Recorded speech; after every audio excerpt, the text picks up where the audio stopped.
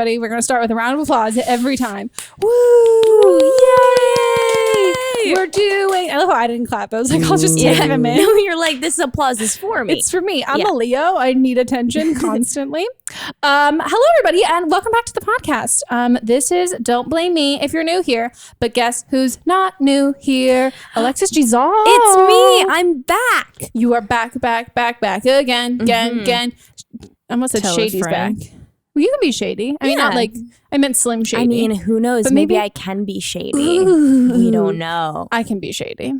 I'm intentionally shady. Well, shady, I guess, is it's an intent. Yeah, I guess so. Do you have like, thing. when you think of you being shady, does a specific thing come to mind that you've done like recently? Countless things come to mind that I've done in the last like 48 hours. I'm a little shady. We're working on it. I'm doing less. Well, guys, if you're new, this is an advice podcast, and we're going to listen to your voicemails. And if you want to be on an I took my Adderall, I swear. I saw you. An upcoming episode. Call us. And give me a call. Phone number is 310-694-0976. And international listeners, you can email us an audio file to meghanpodcast@gmail.com. Woohoo. So, shall we get into the advice giving? Let's get freaking into it. Let's do it. Yeah. Hi, Meghan. I'm a 21-year-old college student who recently got out of a relationship, and I'm looking for some advice. I was in a relationship from, I think my junior year of high school until just about 7 months ago. So that was about almost a 4.5-year relationship.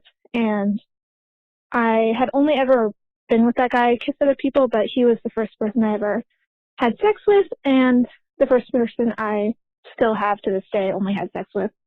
And I've just been trying to figure out how I can get back into the dating game and feel confident, which I'm sure a lot of people can relate to. I always felt confident with him because he was the only person I'd ever been with, and vice versa. And so I just felt comfortable with everything, and he was like my best friend. And so everything seemed really easy. But now I'm getting to the point where I'm going on dates with strangers or with like friends I've only known for a couple weeks. And I've kissed people, I've gotten to that point. But the point of getting sexual or just like doing anything past making out with someone just doesn't freak me out, but it does. Well, I guess it does freak me out. It just makes me a little bit nervous. And so I've been trying to figure out how I can feel more confident in getting to that phase, or if there's a reason why I'm not feeling confident, maybe I shouldn't be hooking up with people at all. But, I kind of want to. I'm kind of at that phase of my life, and I kind of wanted to. But I just can't seem to do it without the idea of alcohol. And, I mean, I don't want to have to feel drunk to be as confident, but so far it's been the only time where I've gotten close. And so I'd really like your advice on some other ways I can feel confident on a date to possibly hook up with someone. Oh my God, cute. I no longer have advice. That was I know. That is your advice every time somebody is drank. Yeah. Just get drunk. Because that's what you do. Yeah. I mean, that will do it. Yeah. Fuck. I mean, do you have any ideas? Sorry, she's drinking. So yeah, this is just vodka. So, okay, did you guys catch like how long ago they broke up? I was gonna ask that too. Because it might just be time. Yeah. It might just really be like easing your way in. And like, it seems like you are on like the trajectory of like, you're kissing people, you're getting out there. 7 months ago. Okay. But I have not been in had a breakup of that length of a relationship. So I can't like directly relate to like the timeline for that. But I feel like it could just be like sort of easing yourself out there, and maybe you haven't met the right person yet, or like, I don't know. What are your thoughts? Okay, so I'm gonna get really just like not explicit, but like transparent in my life with this, because like that's what I do, relate it back. So I understand the whole like, oh shit, I'm nervous because I've only had like sexual experience with one person. So I think like, first of all, that's a very valid feeling. Not that you should feel uncomfortable, but like it makes total sense, especially when you've been in a relationship for that long, that you're like, oh shit, a lot of people already have had like 4 or 5 sexual partners at this point, and like I've only had one. So you get to kind of feeling like, oh, I'm sort of behind. Also think about the fact that a lot of people that you will be going on dates with haven't been in a relationship that long. So like where you think they have like the upper hand or like a better grasp on like the sexual experience stuff, you've probably had sex more times. You've probably also had better sex. 100%. And like also I'd imagine at this point you know what you're into, like you know what you want from them. And so like I feel like maybe it's kind of like owning that strength almost, like recognizing that like you've had this experience that may not be like necessarily the same as all of your peers, but it provides value in a totally different way. And I think it's okay to feel, I think no matter how experienced you are having sex with like a new person, like it's always going to be kind of like, oh, this is different, because having sex, every person you sleep with, it's going to be different. No matter how many people you've slept with, the first time you sleep with somebody, it's going to be a totally new and different experience. So I wouldn't treat that as being like nervous. Like I definitely have had sex with more than one person, and every time I know what a whore. Scandalous. I very much am. So like I would definitely be nervous, but I will also say like I definitely did like drink before, because I'd be like, oh shit, let me like not be so stressed about this. I think like, I mean, the first, like I would also get nervous before dates.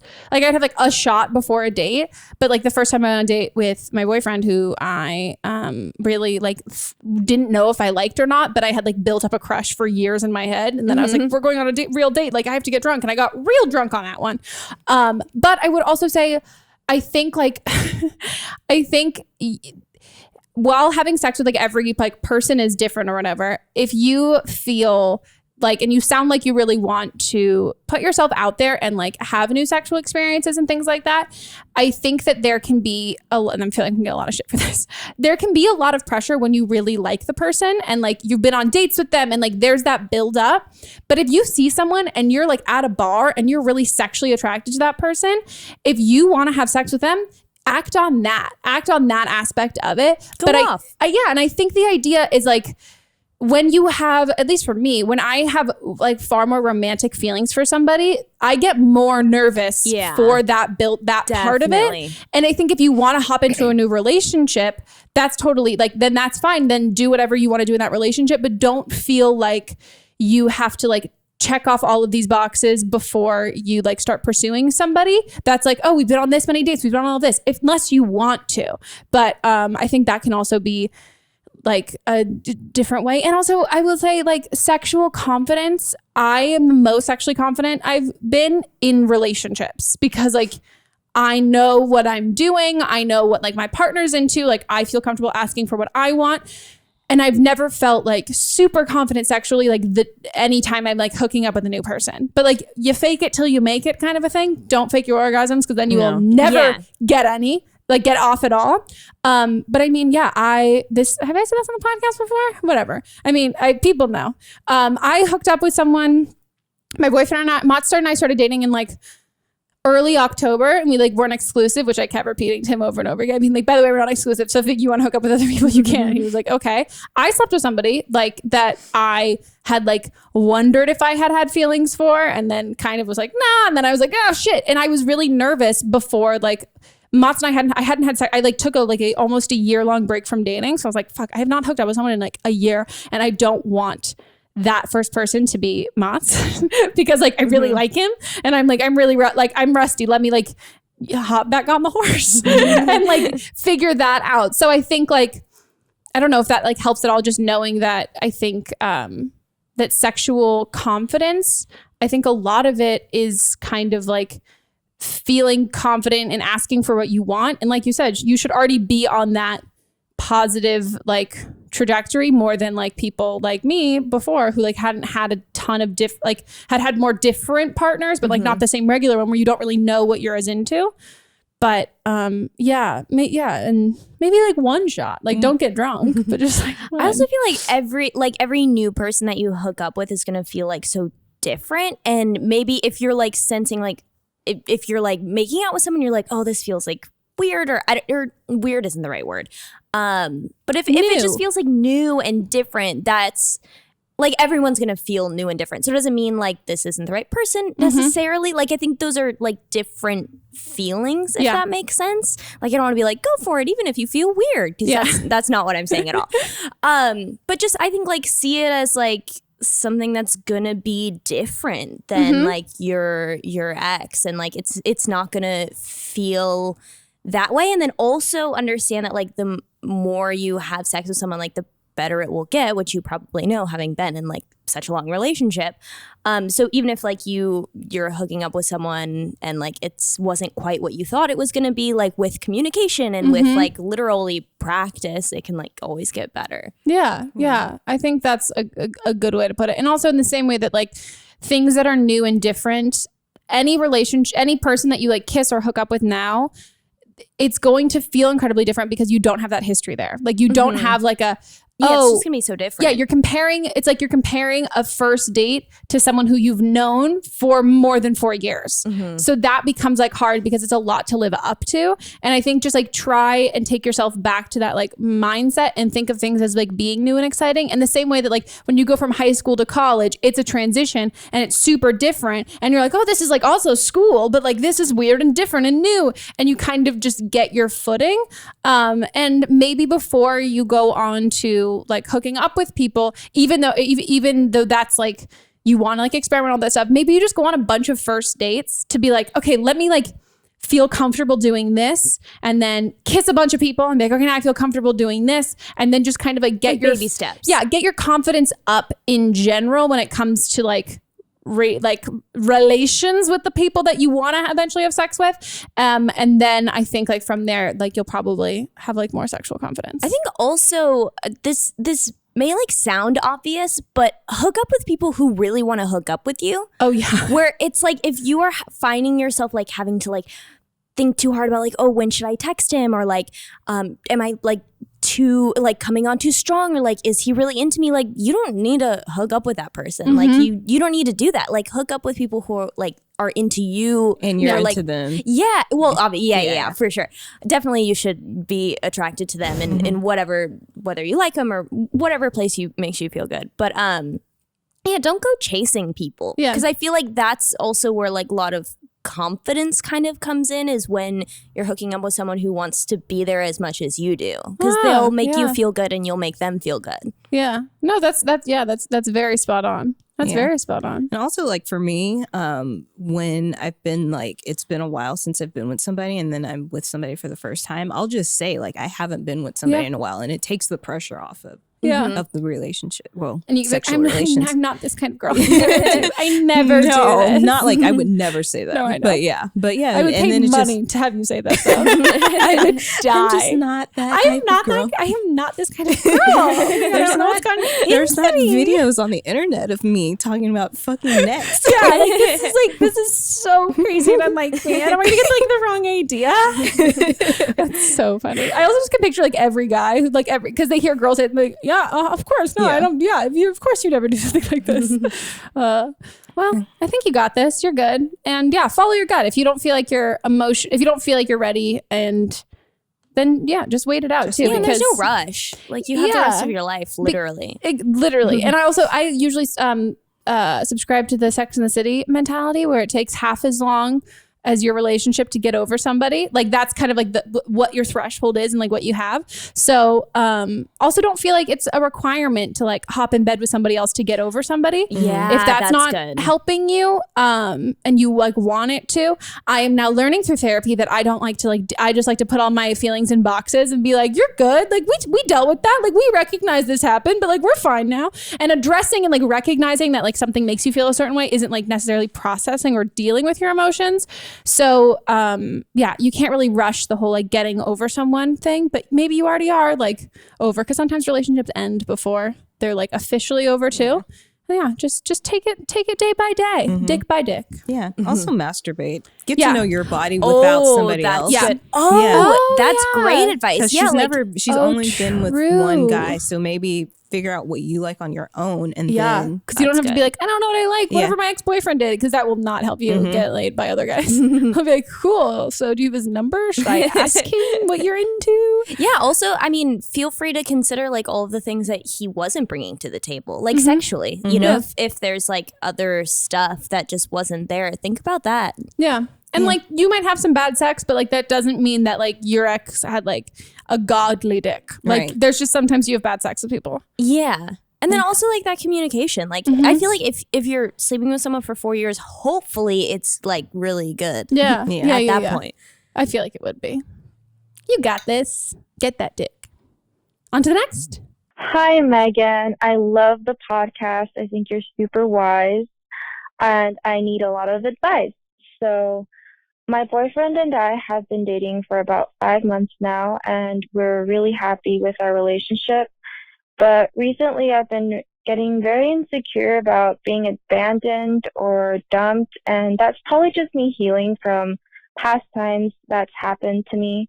But my boyfriend's past relationship also triggers a lot of these insecurities because he told me his story so in depth. He met his ex at university and they were best friends, but he always had a crush on her, and she had a boyfriend at the time but started showing interest in him. She came running to him one day claiming she'd broken up with her boyfriend, and they experimented sexually, and my boyfriend had never had sex before. Then my boyfriend found out that she was still with the other guy, and for a year she went back and forth between them. Both guys knew at this point.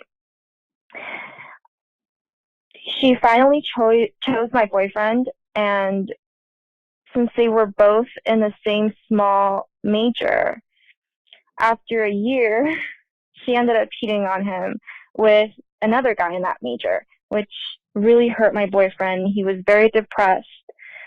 He and I met a year later, only he'd recently been trying to be friends with his ex a few months prior to us meeting when she reached out to him, but he stopped trying to be friends because he told her it was too painful. He's now come in contact with the guy his ex cheated with, and he feels like he can let that go now. I find his forgiving nature complex. I think it's good to forgive, but I'm the kind of person who cuts people off forever. So I guess I'm insecure he'll reach out to his ex, or she'll reach out again since they're in the same small landscape architecture field. And I have no reason to distrust him. He's such an open book to me, but I feel like my relationship is much less exciting and passionate, even though the sex is great and there's a lot of tenderness there, but I just can't shake that feeling like he's going to leave me soon and he's going to get bored. So I would really love to hear your wise words on this situation. I have thoughts.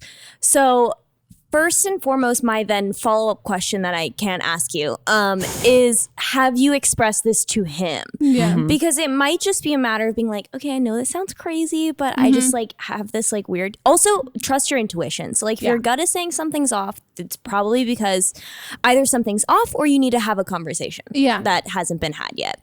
So I feel like talking to him first and foremost and just expressing how you're feeling is like number one, because he'll either be like, you're right, or he'll be like, oh my God, I can't believe I made you feel that way. Or like also maybe thinking about like what could he do / what could happen that would make you feel better. So is it not talking to this girl anymore? Is it, maybe like all of you hang out or something? Like what would make you feel better? Like either him telling you or like a situation. Like think about that and then have a conversation with him. Mm-hmm. Wow, you literally sound exactly like my therapist yesterday. She was like, we just gotta figure out what you need. I'm like, I don't know what I need. She's like, well, it's okay. It's the process. We're gonna figure out what you need, and then you're gonna ask for it. Yeah. I'm like, okay. No, but I think that's like totally spot on. I think trusting your gut is really important. Let's just talk about therapy all the time. Something I've mentioned on the podcast before, which I also told my therapist, my couples therapist told me once that if it's hysterical, it's historical. And so if you're like super upset, it's because it comes. Whoa, that is so true. When I think about life-changing? when I've been hysterical, it's because of like things that happened so long ago. It's triggering. It's something that like it just takes you back to you're feeling like the first time you feel it, it's like here, and then the second time you feel it, and then by the time it happens, that's not even like cutting super deep. It just like scrapes the surface level. You're like, no, it all comes up right now. Yeah. And I told her that. I was like, hey, by the way, I said that on my podcast, and she was like, isn't it great? And I was like, yeah. But yeah, so I think that there's definitely probably a component of you feeling like abandonment issues in general tend to be something that you adopt over time. That like a fear of someone like leaving you or dumping you or things like that, unless he's given you a bunch of reasons to feel that way that you haven't given us, like examples of things that have happened in your relationship. You feeling like that is definitely based on some of your own stuff that you've dealt with. But I will say, from just hearing the story that he told you, which I'm sure you're giving us a summarized version of that, like that's a lot. Like it's a lot. It's a lot to share with you, and I'm all for honesty. But to me, that's like an emotionally charged story. Yeah. Like this is a girl that he had been longing for a long time. She cheated on her boyfriend with him.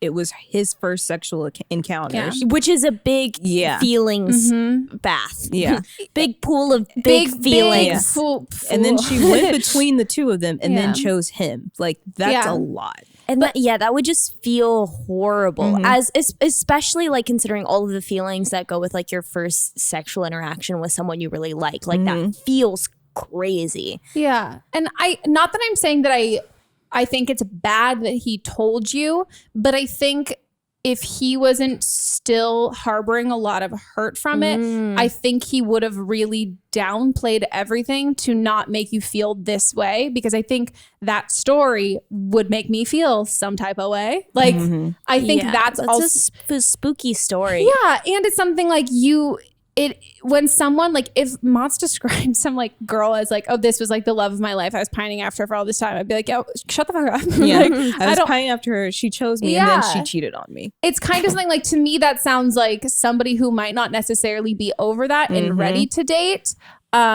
He also might just be like a complete and total oversharer. And if he's an oversharer, then I think in general you should talk to him. But if he's an oversharer, I think that's when you're going to get the response of being like, oh my gosh, I didn't want you to feel like that. But he's just honest to a fault. And so he wanted to include everything. But yeah, that's very hard to take it for just what it is without like having that affect you and how you're perceiving your relationship to be going. Well, my question also is, so it sounded like, and let me know if you guys heard differently, that he's trying to be like friendly with her. He's being friendly with the guy he cheated, that she cheated on him with. Why? Got it. Because they're all in the same major. But no, are they still in the same major? Or now they're in landscape like that's the major. So they're in that same. Yeah. So like, for example, when I went to college, I started out being a physics major, and there was only 8 people in my department. Really, and I was like, I cannot deal with these same 8 people for the next 4 years. So I switched to biology. Okay. So yeah, like if and it's now small, she's here. Yeah, no, there's a gap I'm missing, but yeah. Okay, so that makes sense. I think what I would say, like, I'm also one of those people that I'm like, fuck me over, I'm done. Like, I cut you out. I'm not like, I will ghost people for much less, as we know. But same. Like I'm definitely more of like a cut people out sort of thing. I think one of the red flags that this raises is him, and this just doesn't add up to me, him reaching out to want to be friends with his ex, who he was so heartbroken by. Don't buy that. Then him deciding after he reached out that, oh, psych, I take it back. This is too hard. I'm not going to talk to her anymore. Sounds like a lie. Sounds like maybe she just stopped responding and he's kind of trying to save face and pride. Or maybe she kind of rejected. Yeah. Mm-hmm. Yeah. And he's trying to make it sound like not to worry you and be like, oh no, yeah. And then I decided, which is supposed to be like this, oh, I'm cool with I'm this. in charge. Yeah, exactly. And like, this is a choice. So like, don't worry because like, we're good.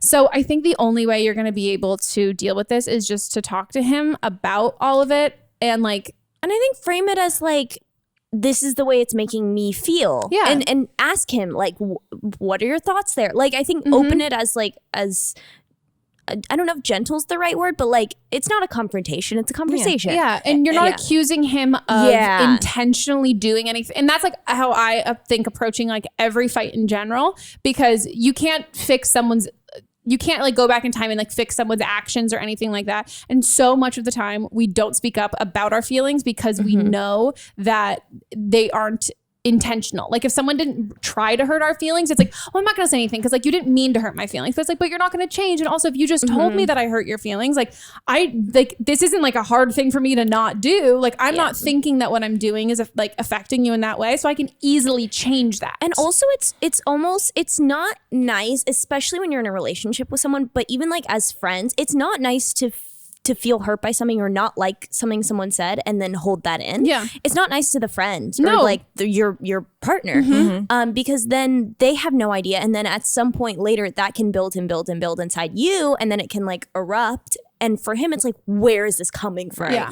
And so it's not really fair to like have those feelings and not express them to your partner because you'll hold a resentment and he'll feel that. Yeah. And then he'll be like, what did I do? And he has no way of knowing. Yeah. I think we should always, the people you surround yourself with, like your relationships, like friends and all of that stuff, you should think highly enough of them that if they do something to hurt you, that you think so high of them that they can change that and they're like mature, capable people, that it's something that like, oh, I respect you so much that I also don't want you to end up doing this to somebody else and hurting someone's feel. Like it's that kind of action. Like you should, like somebody enough and respect someone enough to know that they can change and like adapt to the people that they're speaking to. On to the next. Hey, Meghan. I'm 26 years old and I started dating my boss. I don't consider myself gay or lesbian, but I started dating my boss, and she's a woman. We had such a great relationship, and we enjoyed each other's company. And one night we were too drunk, and things happened. But I didn't really want anyone to know because she was my boss and she was, I'm not like out. I don't know what I am. But now it's been almost a year or maybe more than a year. And I've been hearing from my friends from college that people say I got my job and the other positions I've been in because I dated my boss. And now, so I've been trying to distance myself from her a little bit, especially at the office. But I don't know, I just don't want anyone to know because my parents don't know. And I'm not, like, I don't want to have to come out as anything, and my parents won't accept me being gay or bi or anything. And I really like her, but she's older than me, and I don't know if we have a future together. I just really, really like her, and I have feelings for her, but I don't know. Okay, so first of all, with your friends are like saying stuff, or like people from college are saying stuff, you cannot control what people think about you. Yeah. And the more that you try, the more frustrating it is that you can't. So I would say to that, like, that's none of your business. And if like your main concern is trying to, like, you don't want people to know something, or obviously like being out is a different thing, but if you don't want people to think like you got this job for whatever reason, I think like let that go. Yeah. That would be my main advice, which is way easier said than done. But yeah, it's just none of your business what people think about you. And it's not your job to keep track of it, and it's not your job to prove them wrong. Just like live your life, do you. Second of all, you don't have to come out as anything if that's not how you're feeling. Yeah, if you like don't want a label or you identify any which way, whatever. Like do what feels right to you.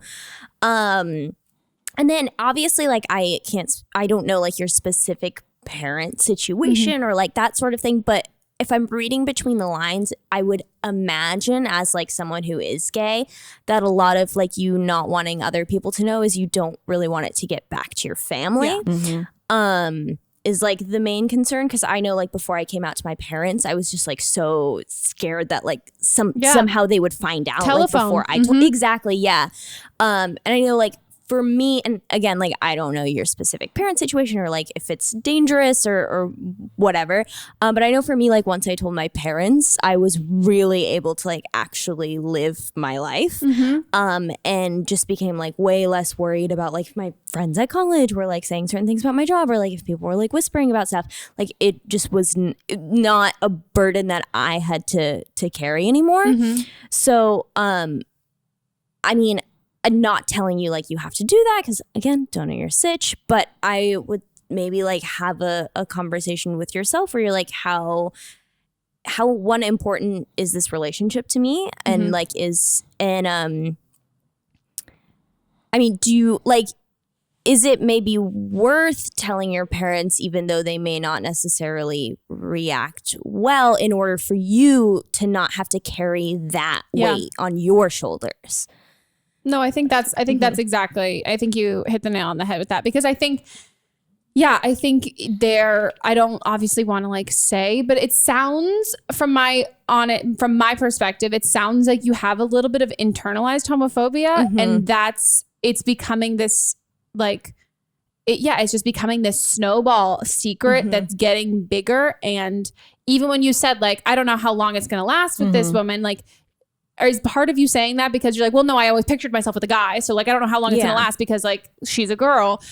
And you don't have to label yourself as anything or identify as anything, because I mean, labels can either be very empowering for the people who like want to wear them, or they're just to explain to other fucking people who like doesn't fucking matter to them. Like, you know what I mean? Like people use labels for a lot of different reasons, but like you don't need to identify as anything to then that doesn't, but you not wanting to identify as anything doesn't mean that like this relationship is like not important. Right. Exactly. It's like together a year, over a year. That's a big that's relationship. A long time. That's a long time. And I mean, I would just say like, really, really remind yourself like you are allowed to be in love. Like that is exciting. Like that is so fun. Like obviously you get along really well. You've been together for like a year or maybe longer.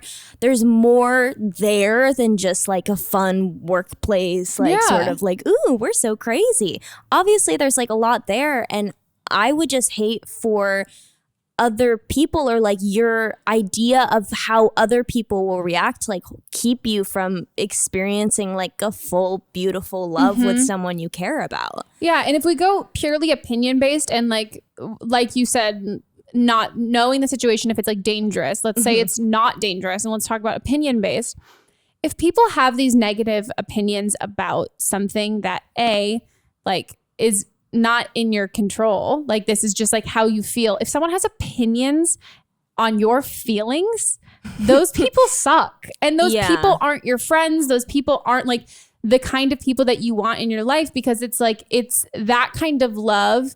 It's a conditional love. And that's not the only kind of love that's out there. And it sucks when sometimes it's people that you really love and you care about, and your love for them is unconditional. And then the love you receive is conditional, and as long as you're doing certain things, they still like completely support you and love you. But there are other things that are out of your control and regard your feelings and contribute to your happiness that they're not okay with. That can be a really, really, really hard pill to swallow. And again, like not saying like come out and cut all these people out of your life, like don't support you, but I think it would be really important for you right now to have somebody that you can confide in, and have people who do support you and are there for you, because your keeping all of this stuff in. Like, can't talk about it at work. You can't talk about your relationship. Like, it's your boss who's older than you. So you probably don't want to like complain about how like you really can't open up to your friends. Like, you can't talk to your family about this. Like, you have to talk to somebody. And like,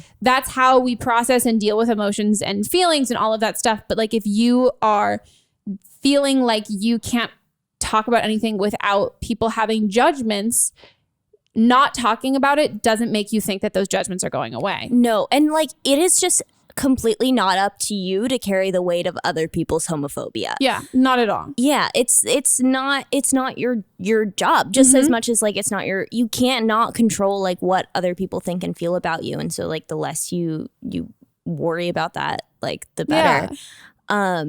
And yeah, I would really try and have like an honest conversation with yourself about where that's coming from and like why you don't want people to know. And I would guess it probably circles back to like the parents and like not wanting your family unit to know. But is it also because you have an idea of like lesbians or queer people that is outdated or that is negative? You know, were you raised to believe that that sort of lifestyle is like not good? Yeah. And I would also, just as like a hot tip, love to give you the word queer, which is like a fun little umbrella term, all encompassing, whether you're like 1% queer, 99% queer, like maybe that's your word. If you don't feel good with that word, you don't have to use it. It's a fun word. It's got a cue. Yeah, some extra little language, some vocab that may not have been in your arsenal that you may identify with. Yeah. There's a nice little word for you. Yeah. I think I would also say when in regards to the job aspect, there might be a part of you that feels like you did get this job because of dating her. And I think any relationship, straight relationship, queer relationship in the workplace involving a boss is a bad idea. Like point blank, I think it's a really fucking bad idea. But you're already here and you've done that. And I think while I wouldn't advise you to do that, and I think it's a bad idea, I think what you can, and you can't control those people's opinions. Those opinions, people might have those. I mean, I think people would have those opinions if it was a man and you were a woman and you were dating your boss. I think that's just an opinion people have in general. I think you might, again, I'll tell you how you feel. I think the homophobia aspect or queer phobia aspect, I think that might be making this a lot more personal than it, because it's, I don't want to say that you have something to lose, but like there's a fear there. It's not just like, oh, fuck you all haters and all of that sort of stuff. Like there's like a fear, like, oh shit, like this can't get out sort of thing. So I think apply for another job somewhere else. And you'll be able to tell if you'll be able to know then if your relationship with your former boss, this woman, is something that isn't just convenience based, and it is something, and I think you've been dating for a year, like definitely like should be. And then also, yes, you don't have to like carry the weight of other people's like homophobia and all of those different things, but also like that cannot be an enjoyable work environment for you in general. Like there's no way, at least for me, I would constantly be like, did I get this job because of this? Is this why I got this job? And then if you hear those whispers, that gets into your head. And I think like for your own self-confidence, proving to yourself that like you are a worthy employee and all of that stuff, apply for a job somewhere else and get that separation, because I think also then I think you might be able to do a little more introspection and figure out yourself a little bit more, because you're not going to be in this, like, not that I'm saying you're like hiding in the closet, but like you were just like, you were hiding within hiding, and you have to hide much for anyone. Too much shit. And like, it's too hard to keep up with. And it's like not fair for you. That's no fun. And also like you're at work, like that work already like is hard and kind of sucks. And like this is not something that people deal with out in the workplace on an everyday basis. And it's not just like, well, this is like one of the given things that happens when you get a job. You're going to be worried because you're dating your boss and like everybody's going to be whispering about you. Like that's not par for the course. So I think if you can eliminate those aspects of like eliminate the aspect of dating your boss by like applying for a job somewhere else and working somewhere else. And then you're also eliminating those kinds of like whispers and things like that. I think you'll be able to, grow a lot more too, because again, dating your boss you're really mixing your work life and your home life. So I think it's confining, you don't have a lot of space to be independent and grow. And I think that's like important thing. Yeah. And I would say pretty much everything you said probably puts a huge strain on your relationship. 100%. And so, yeah, like the more you can kind of separate those things, and also the more you work through kind of where your like internalized homophobia is coming from, the better that'll be for your relationship. And then also once you get kind of like that baggage out of the way, you can actually evaluate like, are we good partners? Exactly. I feel like you can't even really do that when there's so much like shrouding your idea of this relationship. Yeah. And also think about it. If you eventually do like continue dating this woman and you want to tell people, then you only have to tell her, hey, this is my girlfriend, not my girlfriend and my boss. Right. Yeah. Like it just makes it a little bit smaller. Yeah. It feels like there's too much. Too much writing on everything. Too much. Yeah. Too much. So do less. Do less. Okay, guys, it's time for a quick break and we'll be back.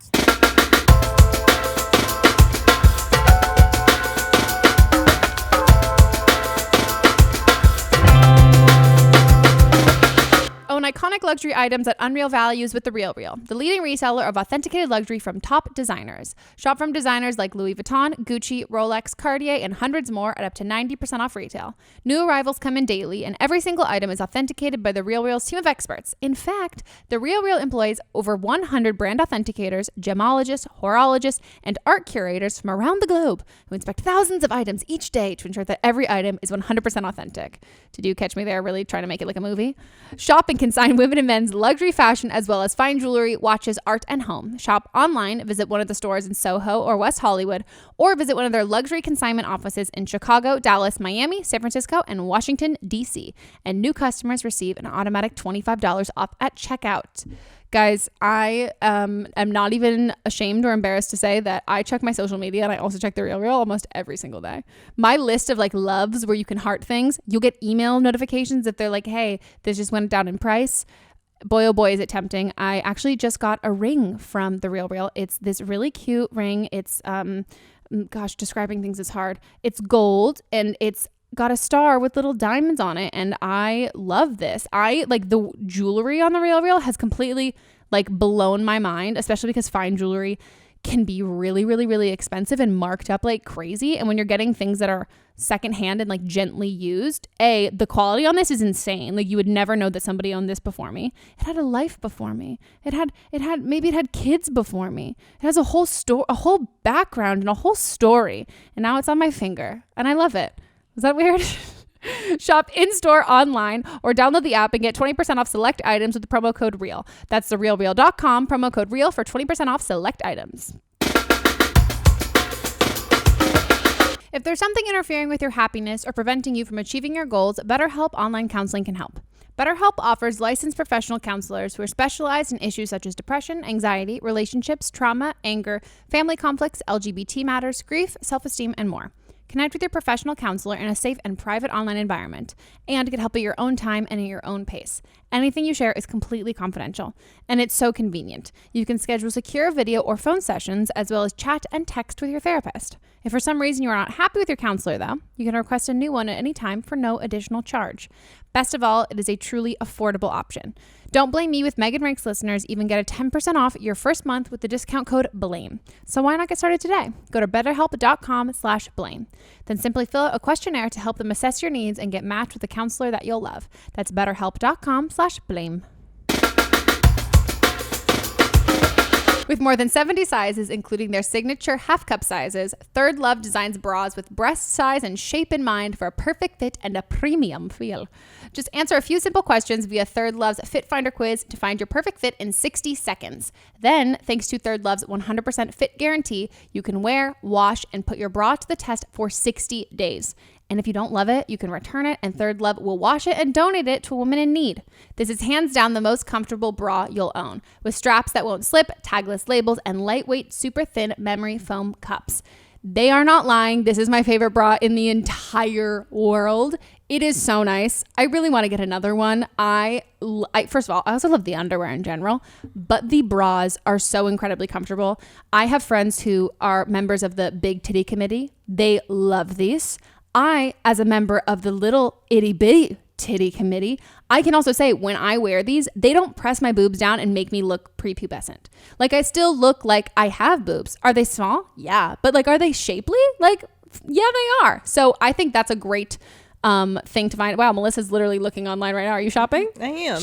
I'm like convinced right now that they're I amazing. Should go buy. And the one that I got, if you wear a lot of like light t-shirts or anything like that, I have one that's like a light baby pink, which is like a cute color, and I love the colors that they have. They're not like the traditional, I mean they have the traditional colors, but they have ones that like they're like muted and pretty, so you don't feel like you're not walking around wearing a lacy hot pink bra. Yeah. But like there's like, look at that, it's like a mustardy color. Yeah, this is like really a dusty cute. Blue, a dusty rose. Guys, I'm obsessed. Also, they're really soft in the way that like, you know how like whatever, we're all ladies here, and whatever, not everyone has some form of boob. You know how like your boob skin is like really soft and you just touch it? The outside of this bra is also really comfortable. Like I literally will stick my hand and just like play just with touch the bra. Okay. No, because the bra is really soft. I'm a huge fan. Yeah. They look great. They're really cute. And the straps are cute. I'm a huge fan. I want to get another one. I need to remind. I'm going to use our code to get another one. Yeah, me too. And I need panties too. So get some. I hate that word. Take that back. No, I'm going to get me some panties. Okay. Some underwear. Okay, that's fine. That's some fine. Cheeky hipster. Get yourself some draws. cheeky draws. Get yourself some draws. Third Love knows that there's a perfect bra for everyone. So right now they're offering my listeners 15% off your first order. I am literally going to use this as soon as I go home. Go to thirdlove.com/blame to find your perfect fitting bra and get 15% off your first purchase. That's thirdlove.com/blame for 15% off today. Okay, guys, we are back from the break. There is spit on my lip from something. No, me. Gross. I was going to say, I hope it's your own. It's my spit that's just on the mic. You made out with someone here while we were all blinking. I deep throated the mic. So let's get back into the calls. Woohoo.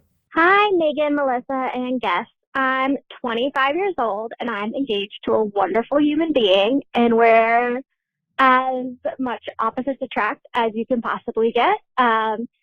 He was raised like really Catholic, and he waited to have sex till he was like 25, and he's only had sex with one other person besides me. And I, on the other hand, had like really fucked up self-esteem as in my college years, and sought a lot of validation through sex and like was sexually assaulted. And so I had a really, really like fucked up relationship with sex for a really long time. And I put in a lot of work to make that better. Before I met him, I spent a lot of time celibate, and it took me a long time just to get to like neutral ground with sex where I didn't think it was a bad thing anymore. And he's really the first person I've ever had a healthy sexual relationship with. And like with him, it's gone from like a bad thing in my brain to neutral. And then with him, it's a positive thing. And now we're engaged and we're doing the whole Catholic marriage thing. And now he's like, well, I don't want to have sex until we're married. And my emotional reaction is immediately like panic and anxiety. And I can't say no. Like, I can't say like, oh, you don't want to have sex too bad. Like, that's weird and rapey. But at the same time, it's like, well, what about me and what I want? In like a really backwards way, it feels like someone making a decision about my body without my permission. And I'm really having a hard time with it. I really want to support him in this because he felt like really disconnected, like spiritually. And this is part of him trying to like find that again, which that's something I value too. And I really want that for him. But at the same time, like I just got to such a place with like where sex is positive for me again. And I'm so afraid if we go an 18-month engagement, which I would not have made our engagement that long had I known this. But I'm afraid of going that amount of time is going to like make me backslide emotionally. And I just have a lot of fear related to it. So like, how can I support him while also like not losing my mind? Wow. Wow. I think the first thing I will say is and I say this because I definitely relate to this. I don't want to say you're not over your fear of sexist validation, but that's what your fear is. Is not that you're going to slip back. I think you nailed it. That you have a comfortable relationship with him and a healthy sex life because you feel valid, like, and there's nothing wrong with that. Like I'm 100% that way. Like if we go like, if literally like the week that I'm like bleeding, I'm like, oh my God, you don't I definitely get a lot of validation in my own relationship from sex, but that's also because like I enjoy it. Like I feel sexy. I feel confident and good about myself. It's not about like, even necessarily how I like feeling like, oh wow, you look great or whatever. Like it's not so much about that. Like it's something that makes me feel confident. Yeah. And I think like you talking about your history of like you didn't feel confident and you were seeking that out in all those people. I think 100% that can be a very unhealthy thing. But when you're in a relationship, like that is the difference between a relationship and a friendship, is like that aspect of it. And I think that you're you keep using the word like fear, you're terrified of it. I think that is because you do maintain this validation with him, a healthy validation. Yeah, there's nothing like wrong with that. No, nothing at all, because like it's not like you keep doing it and you're not feeling good for, like this is working, like it's working, and I think that's what you're really afraid of. Like you're obviously like into it. Wow. Oh my God. Did he ask you? That's my other question. Like, did he say like, can we have a conversation about this? Or is this? I'm guessing what they probably did was they probably were in counseling, for marriage counseling, which is what they would be doing before they get married at church. And they with priests. Yes. And so they probably talked about it in this counseling, and now he does like, and he's like, you know what might be worth bringing up kind of with that in mind is just, well, one, I mean, I'm always pro, like, talk to him about it. Yeah. You guys are partners, like, you're in this together, like, and you said it so eloquently, like, no part of at least what you left in, like, your voicemail is disrespectful or you said it perfectly. I mean, I respect your wishes, but it's making me feel like this. So I'd say bring it up, and then it might be worth having a conversation of like, is this really something you feel like you need to do like for God or for your spirituality, or is this a pressure from the church? Yeah. Or is it like a pressure from your family, or like feeling like this is what you're supposed to do as like a good Catholic person? Right. Like maybe identifying kind of where that comes from within him. And that might just also help like you getting on board or at least like sorting through kind of how you feel about it, is like making sure you understand like where it's coming from with him. Yeah. And maybe there's because I fully agree that there needs to be like a very open, transparent conversation. And I will also say like if you want to get like real fucking religious, isn't like masturbation also not a thing? So like it depends. So that's on how you interpret. Yeah. So that's the whole thing. It's like, so it's like the interpretation here. If the interpretation is you're not going to have sex, let's break it down. Are we talking penetrative sex? Are we talking like are neither of us going to masturbate? Like, can we like mutually masturbate? Like, is there a way that like, not like that you feel like you have to give up something, but like even if you want to like not take about the religious aspect, like the idea, like people who like I know people who like have like abstained from sex for like a couple weeks before their wedding, or like like to build up that anticipation. Like, is there maybe like, as opposed to 18 months, like maybe you guys like, maybe like, how about we do like the last 6 months, or how about we even like just like talk, not like talking it down, but coming up with like, the practicality of it. Because also like if you guys are having sex regularly and he's like, you know, like a dude with a dick, like, you know, I guarantee he's masturbating. Yeah, that's the part that I'm like, well, then how is that like?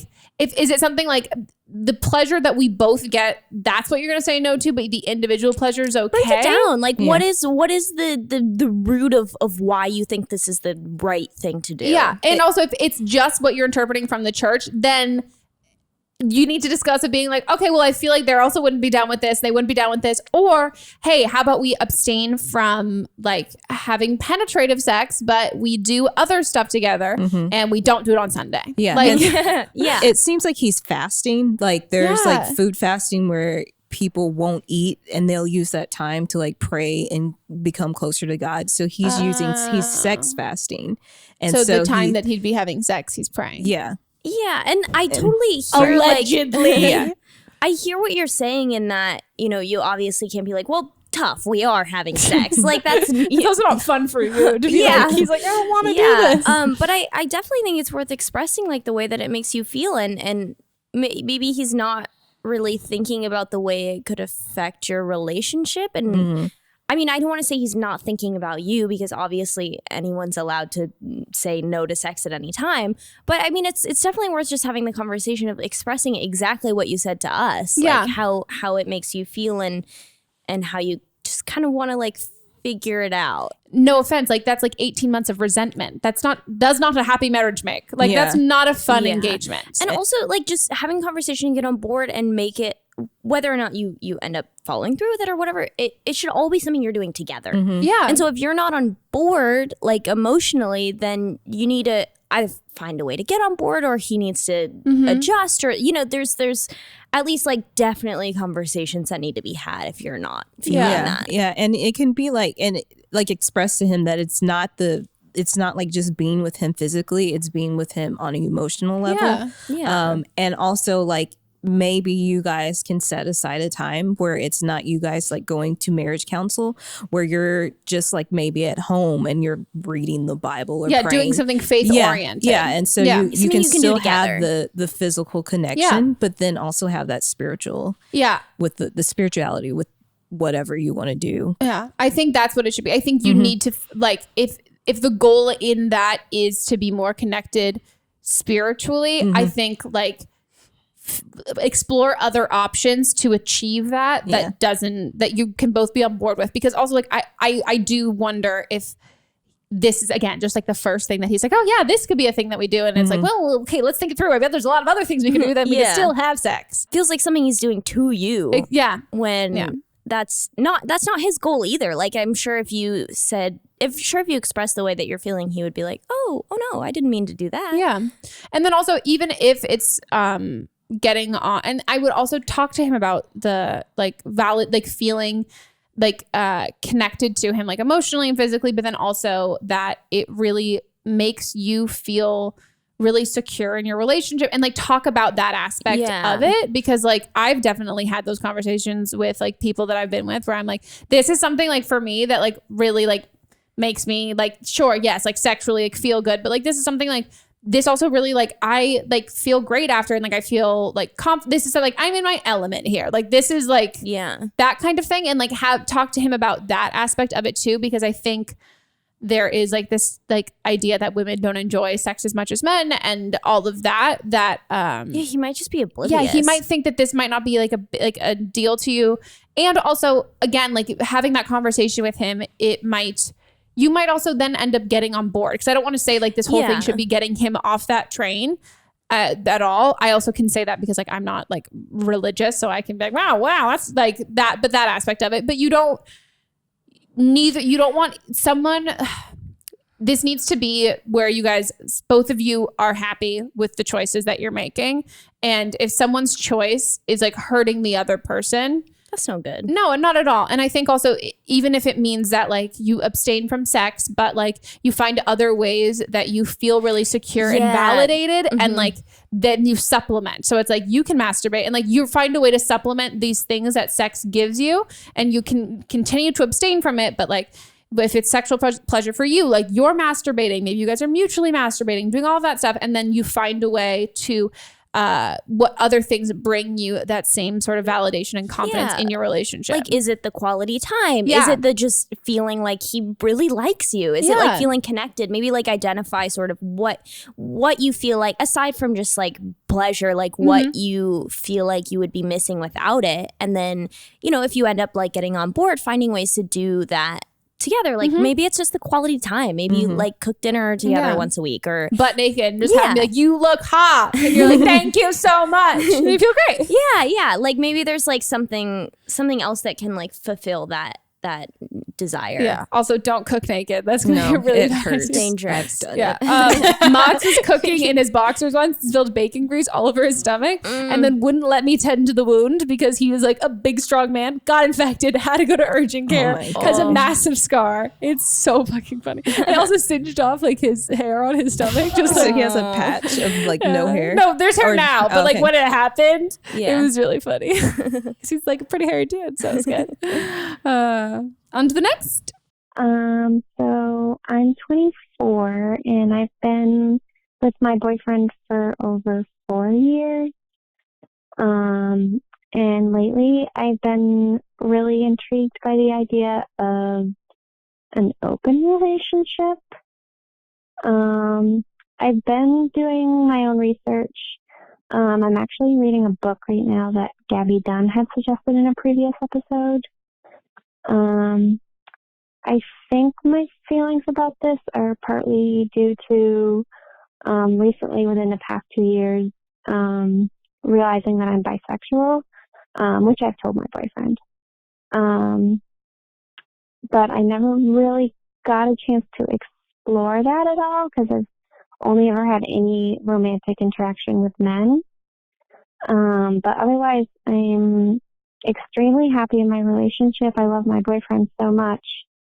And I feel like this could be a really exciting thing for us to do together and like potentially help us like grow as individuals and like be like closer as a couple. But I'm really nervous about bringing this up to him because I think it kind of seems like something that is unlike me. And also just because once I say it, it's there. It's not like we can just go back to normal if he says no. So I was wondering if you guys had any advice on how to like carefully ease into this topic or ways that I could like hint at it and feel out his opinions rather than just spring it on him and punch a giant hole in my relationship. Okay, I have lots of thoughts. Okay, take it away. So one, if honesty can ruin a relationship, that's not a strong relationship. So like if you expressing something that you feel is like gonna be a deal breaker, then that's no good. Second of all, we have all been raised to believe that monogamy is how you know that somebody likes you. So like if you're dating someone and they think someone else is attractive, we've just been like really super conditioned to think that that means they don't like you. And so sometimes being like, I want to be non-monogamous or I want to be open feels like rejection. So I think that the way you can kind of go in is just really making sure that like when you express that to him, it doesn't feel like, oh, you're not enough for me or like, I don't like you anymore. It just feels like a totally like separate thing that ultimately like you can do together and like might be a fun thing for you to do as a couple.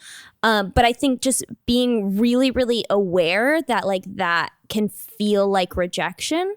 And just making sure that that's not what you are saying and just being really careful with like that word choice.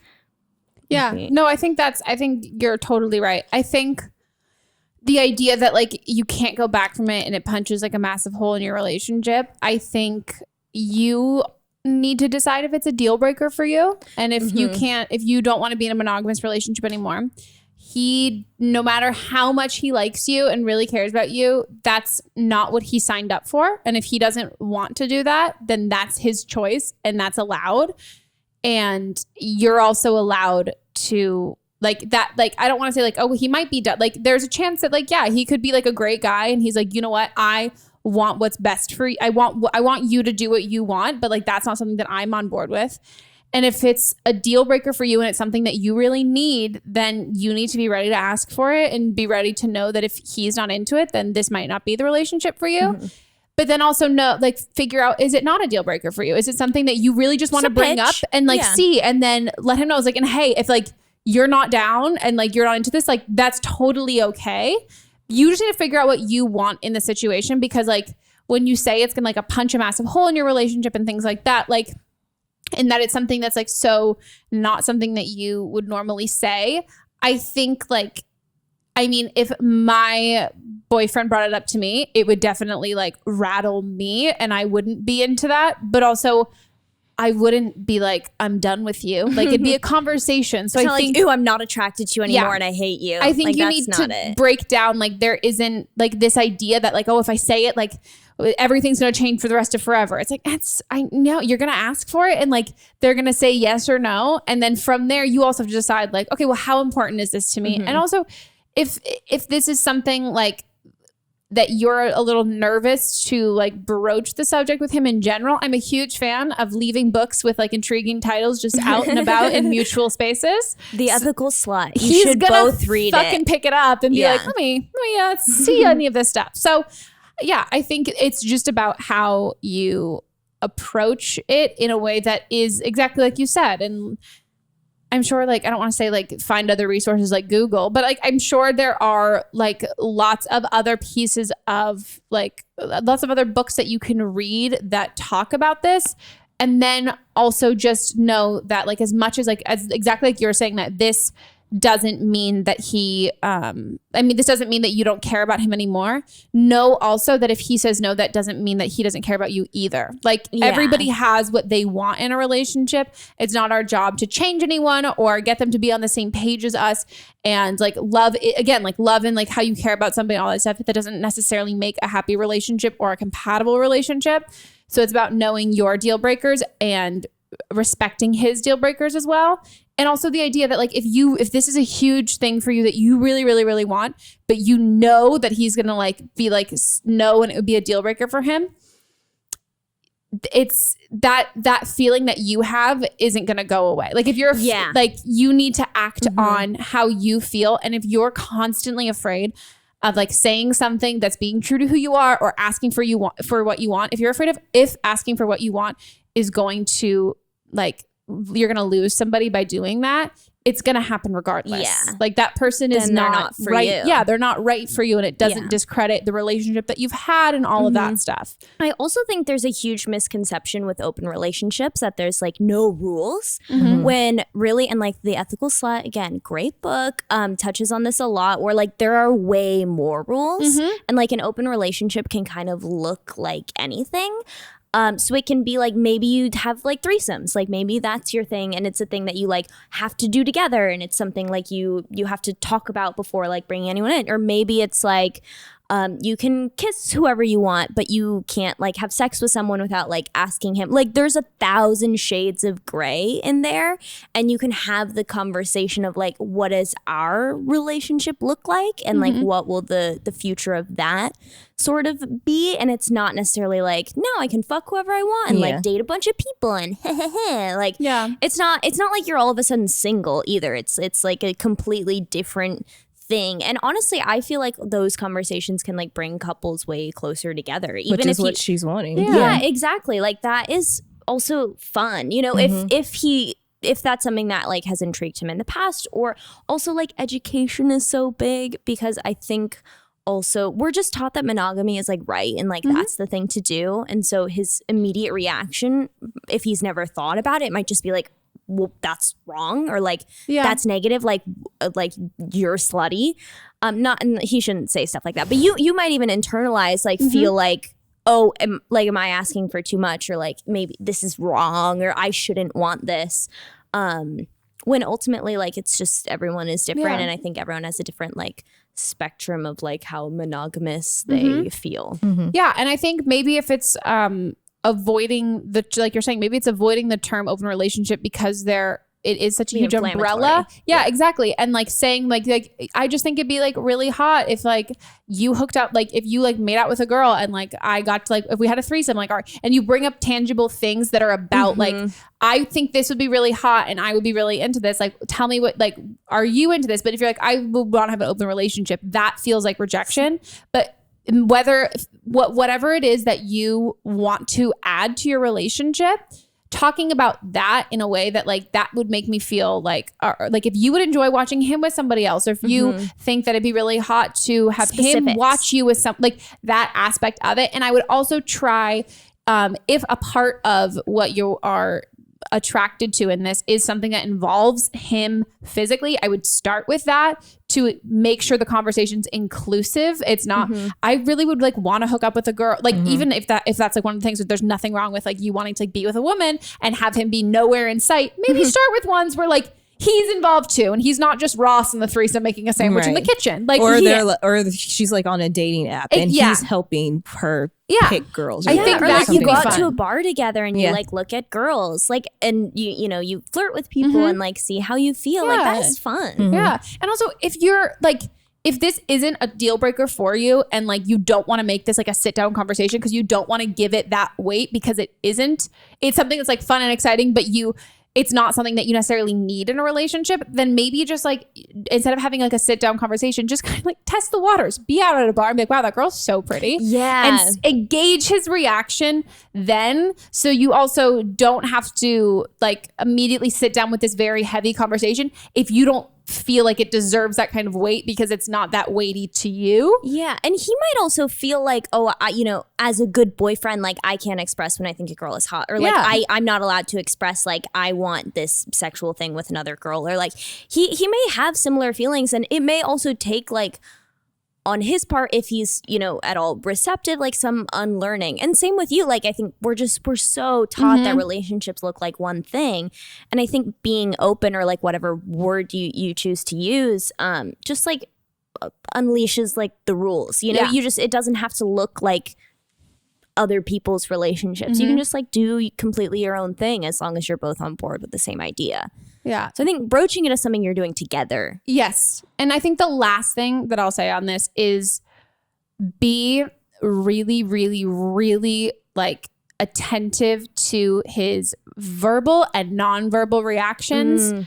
And if he says what you want to hear, but you don't believe it, pretend he didn't say that. Pretend he said no. Because I think I've had friends who have been like asked like, hey, let's like, and they were like, yeah, 100%. And I was like, oh, so not fucking you. You don't. And like, it can, if you see that he's just going along because he's afraid, again, like it's the reassuring that like, if you say no, this is not going to change anything. You're not going to lose me, all of that. Like you're the most important thing to me. So making sure that like you aren't just like taking the answer that you want and getting that. It's really paying attention to him and seeing, is this something he's comfortable with? And the whole way through, if it's something that's like, okay, sure, yeah, I'm on board.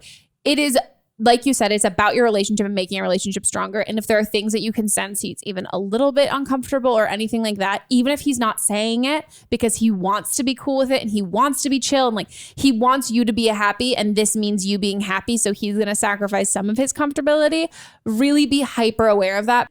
On to the next, or is it time for Don't Blame Them?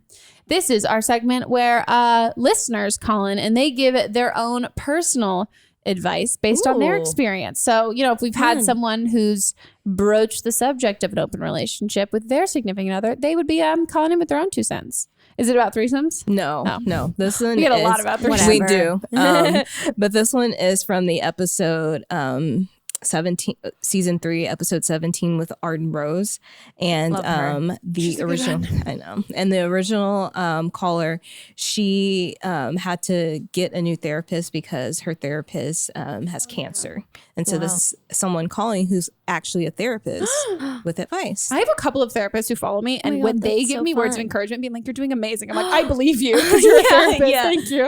I mean, like, there's a therapist listening to this show, which I think is pretty cool. Yeah. That's crazy. Yeah. Hope we don't make her mad. Yeah. Hi, Megan. I'm calling in response to one of the callers from the episode with Arden Rose. The caller who was having a problem with adjusting to their new therapist after having to switch from one that they saw for a long time. I just wanted to call in because I'm a therapist myself, and I thought it might be helpful to have this perspective for her. I would say that all good therapists welcome feedback from their clients. I think that if your therapist is doing something that's not really working for you, then you are completely within your right to let your therapist know that that is a problem for you. And any good therapist is going to respond really well to that and be very encouraging about negotiating what the therapy dynamic is like between the two of you. And if you bring it up to your therapist and your therapist doesn't respond well to it, you should absolutely find a new therapist, because I think that's a good cue that you're just not working well together, and you'll be better suited somewhere else. But I know that confrontation is very scary, especially for clients. But I have personally had clients let me know that something I was doing wasn't working for them, and I have really appreciated it every time that I got that feedback, because I was able to readjust what I was doing and provide better therapy for them. And that's really what everybody wants at the end of the day. So, yeah, I really encourage that person to speak to their therapist about it if they feel comfortable. They definitely have that option and should use it if they can. Oh my God. Wow. I can't believe a therapist. This is like a celebrity. This feels like a celebrity listens. Like a therapist listens to us and she loves the podcast. Wow. That makes me really happy. Yeah. I think it's a great thing. I mean, I'm definitely terrified of like confrontation in that aspect. It's scary, but every time you do it, it gets easier the next time. Like, rest assured, the first time will be so scary, and then you'll be such a pro.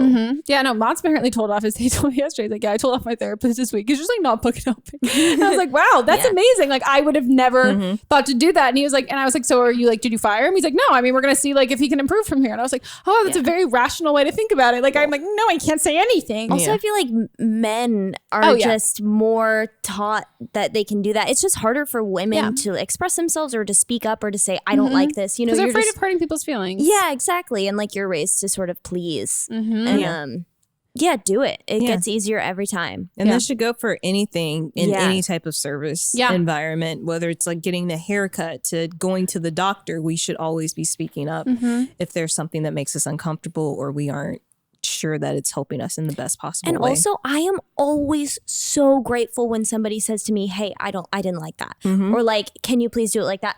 9 times out of 10, people have no idea unless you tell them, because everyone's different. Everyone's coming to something with a completely different like background and a completely different set of skills. And if you don't express that you don't like something, they will not know. Yeah. And no one's goal, especially in therapy, or no one's goal should be to upset anyone. And so like the idea that like they're doing something that could be unintentionally hurting you, like they really don't want to do that.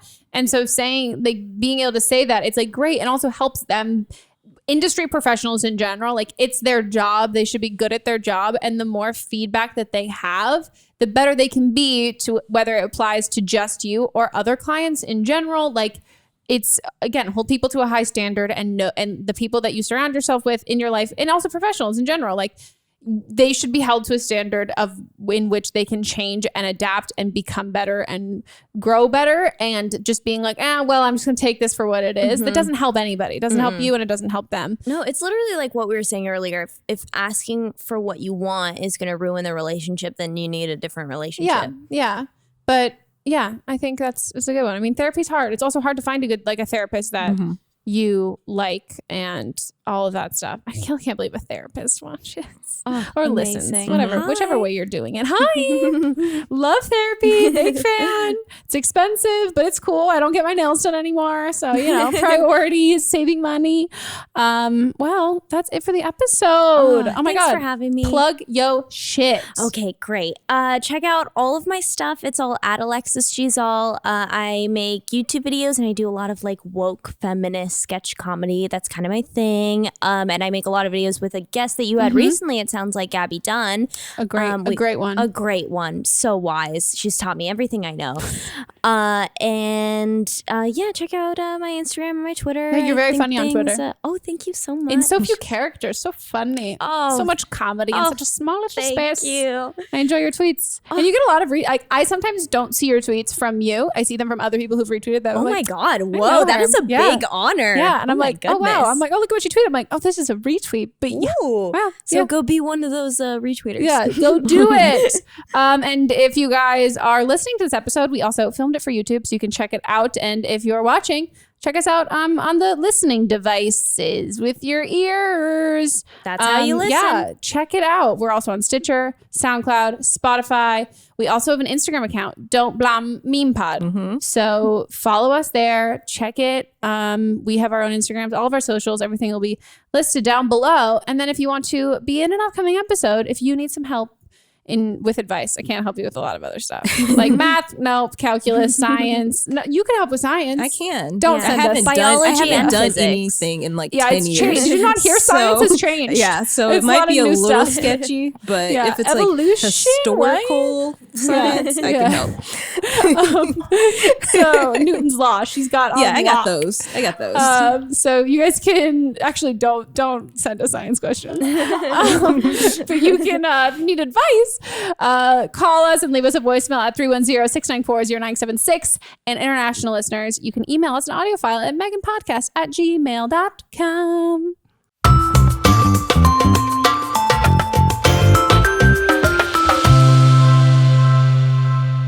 Whatever struggles you're facing, from depression and anxiety to trauma and grief, Betterhelp can connect you with a professional counselor in a safe and private online environment. It's so convenient. You can schedule secure video or phone sessions, as well as chat and text with your therapist, and anything you share is completely confidential. Best of all, it is a truly affordable option. Don't Blame Me with Meghan Rienks listeners even get 10% off your first month with the discount code BLAME. So why not get started? Simply go to betterhelp.com/blame and fill out a questionnaire to get matched with a counselor you'll love today. Don't Blame Me is a production by me. Executive produced by Melissa DeMonts. Camera operator Amanda Lechner. Production assistance by Julie Carley. And music by Ryan Hunter and Giacomo Picasso, part of the HerPod Network.